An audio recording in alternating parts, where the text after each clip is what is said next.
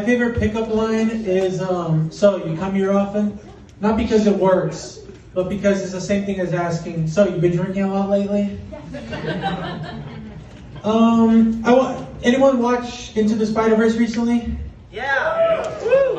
It's a good movie. I just have one problem with it. I feel like they weren't using the whole like Spider-Verse like concept, you know? Because like the whole concept, there's an infinite number of Spider-Man, right? So that manifested in the movie, like, oh, there's an Indian Spider-Man, there's a punk Spider-Man, there's British Spider-Man.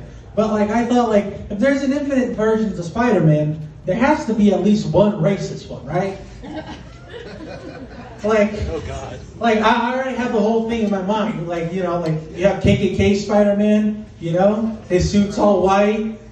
He has a hood on and his little flappy thing, you know, that flaps when he swings. You can have a Spider-Man that was prosecuted in the Nuremberg trials. And like, I think the next Spider-Man movie should be called The Worst of the Verse.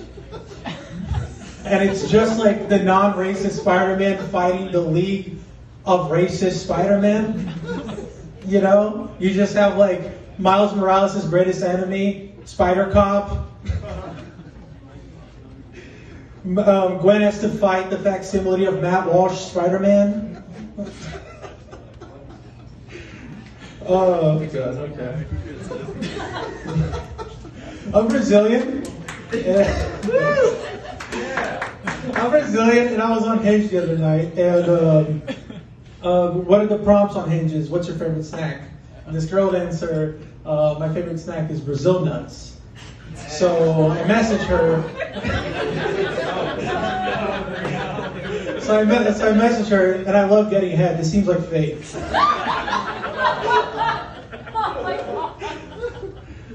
Let's talk about cucking. I was part of a cucking recently, and I know this shirt like implies I was sitting on the chair, but I was actually on the bed. Here's how I arrived at that situation. I matched with a girl on Tinder. She pretty normal profile, you know, and I was like, okay, let's go. So we meet up after we talked for a while, and I get there, and there she is, and there he is, you know? And I'm like, that's weird.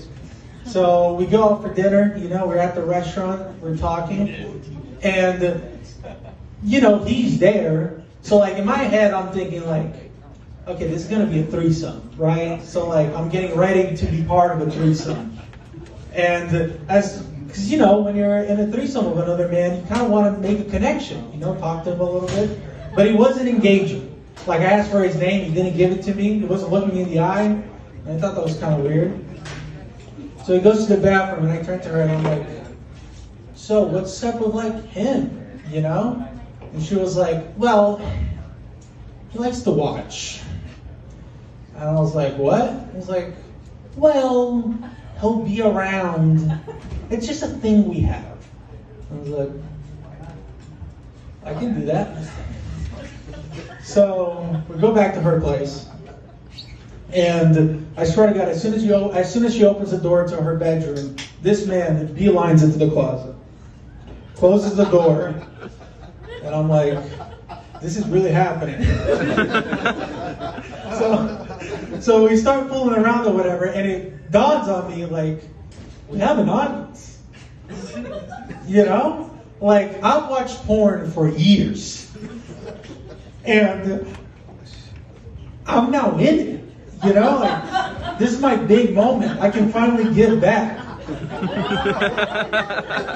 So like, I'm doing shit like I never thought you know? Like, you know, like in porn when they fuck, but like they bring it to the side so you can see it with the camera. I'm pulling some shit like that, like in front of the closet, you know. I'm pulling her up, you know, like I'm fucking out there, dude. I'm eating her pussy from the back so you can see the whole thing, like I'm giving it to this guy. Anyway. Like, like, I'll admit, it is weird that his pleasure was more important to me than hers. But I'm a performer at heart.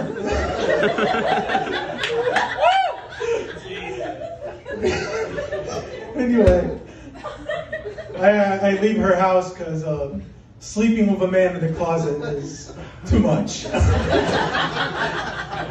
And I get home and I have to do something pure, something that will cleanse my soul. So I call my grandma. She was very nice. Anyway, that was my time.